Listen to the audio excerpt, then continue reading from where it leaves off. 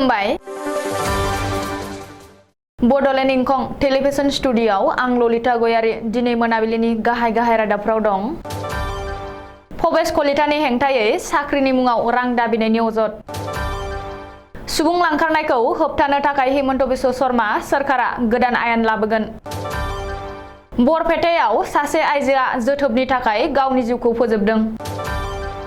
6 बोसोर बीजेपी खुंथायनि समाव 150 लाइमोनफोरा गुबुन गुबुन उदखारि आफादाव हाबदों आरो 8,000 सो केडारफ्रा आखाइ दैखांदों। फैगौ 15 सेप्तेम्बर खालि आसामनि मोनबा उदखारि आफादफोरजों मिरु सरकारा गोरोबथा खालामगोन। 4थि थाखोनि मावफारियाफ्रा धेमाजि पलिटेकनिकनि लांगोनायाव सोमावसारदों। तेलेंगानानि सेकेन्ड्राबादाव गंसे ई-बाइक श'रुमाव अर खामनायाव सा 8नि जिउ खहा, गोबां जोखोम। बरपेटा र'डआव सासे आइजो ड्राग्स फालांगि हमदों। दानिया फैदो आबुं रादाबाव।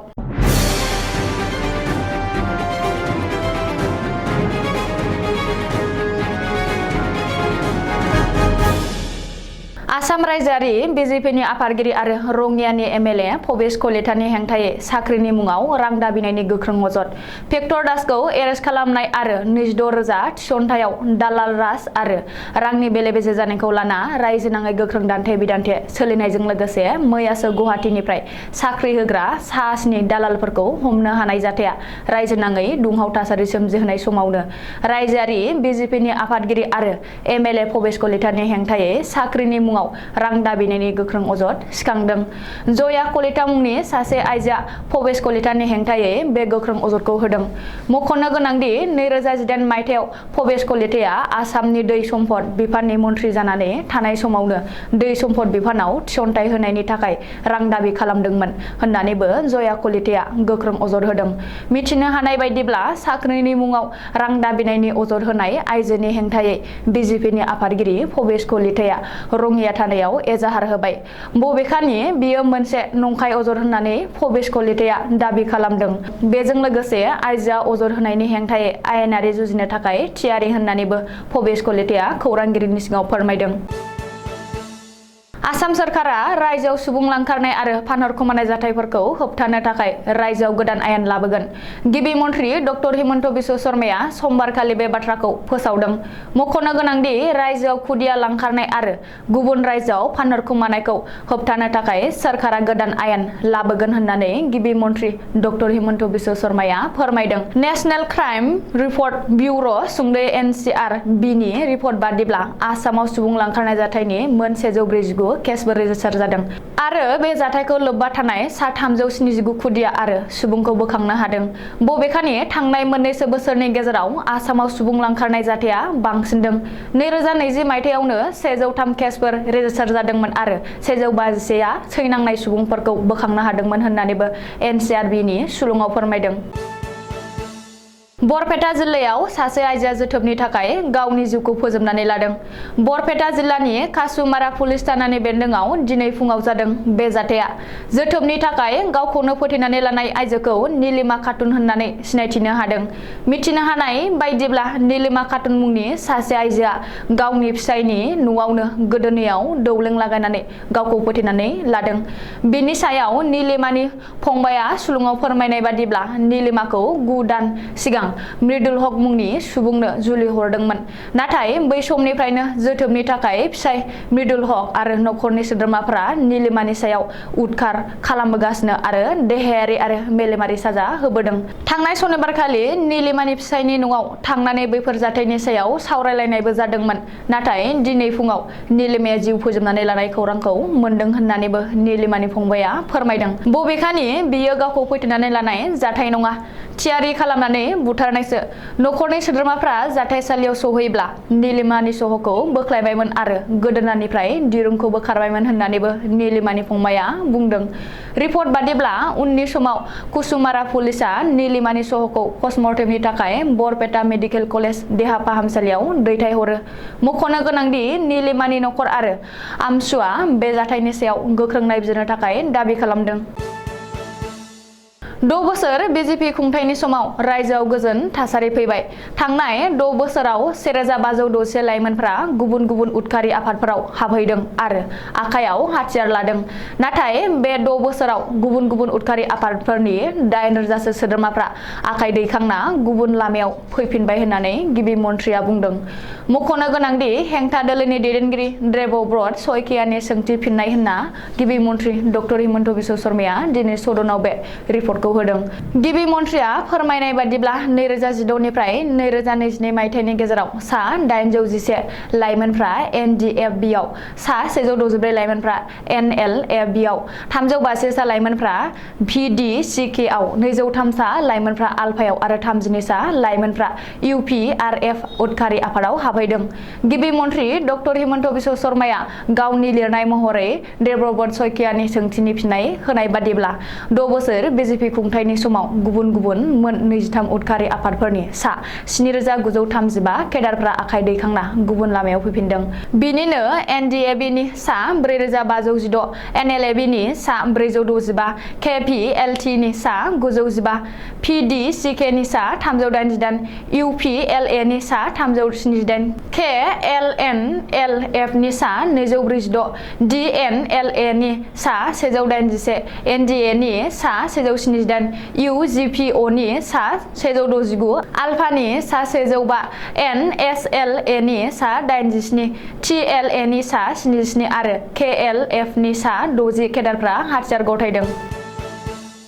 आसामनि आदिबासि हारिनि मोनथायनि थाखाय सोरखारनि गोदान आगान।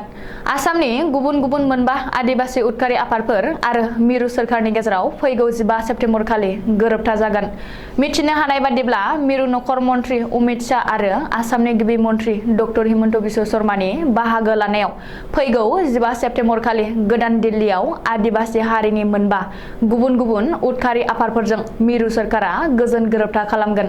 बे मोनबा उदखारि आफादफोरा जादों बिरसा कमान्ड' फर्स, आदिबासि कब्रा मिलिटेन्ट्स अफ आसाम, सान्थाल टाइगार्स फर्स, आदिबासि पिपल्स आर्मी आरो अल आदिबासि नेशनेल लिबारेशन आर्मी। मख'नो गोनांदि बे गोजोन गोरोबथाया आसामनि आदिबासि हारिनि मोनथायनि गुबुन मोनसे आगान होननानै गोजोन गोरोबथा खालामनो गोनां उदखारि आफादनि दैदेनगिरिफ्रा बुंदों। बे आयदानि सायाव उदखारि आफादनि दैदेनगिरिफ्रा आदिबासि हारिनि MLA आरो मन्थ्रि सन्जय किसाननि बाहागो लानायाव समबारखालि गिबि मन्थ्रि डक्टर हिमन्त बिश्व शर्माजों सावरायदों।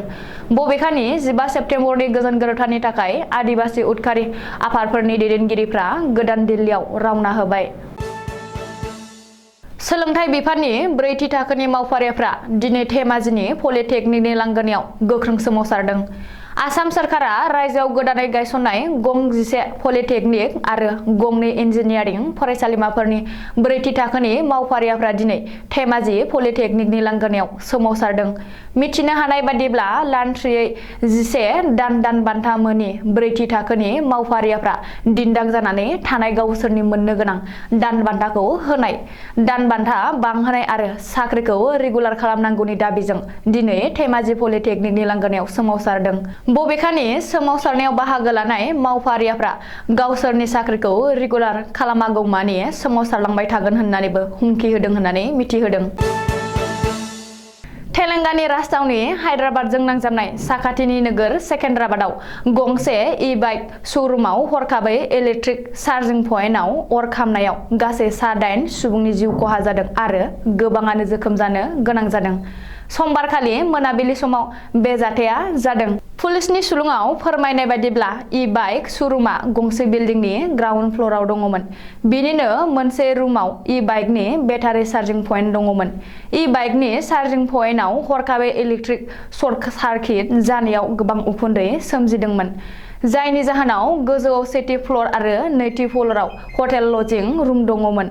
गाहायनि उखुन्दैया गोजौनि रुम सिङाव हाबहैनायाव रुम सिङाव थानाय सा 8 सुबुङा हां सरथेनानै थैनो गोनां जादों आरो गोबाङानो गोजौनि खिरखिजों बारजुमनानै खारनो लानायाव गोबाङानो जोखोम जादों।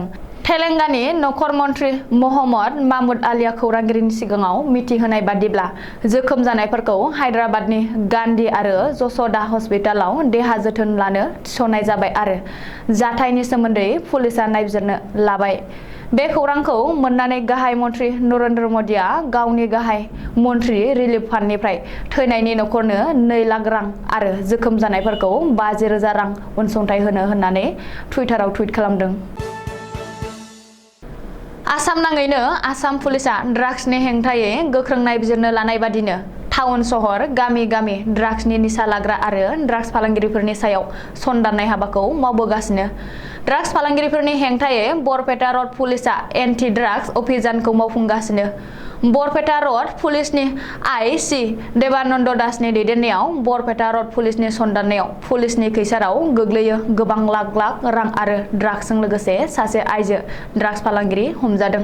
खौरांनि बायदिब्ला दिनै सानजौफुनि 1 रिंगासो समाव बरपेटा रडनि 9 नं वार्डनि बेन्दोङाव थानाय आजाद नगरनि रेलवे क्रसिंनि खाथियाव थानाय बरपेटा रड पुलिसा सनदाननानै आइजो ड्राग्स फालांगिरिखौ खानो हायो।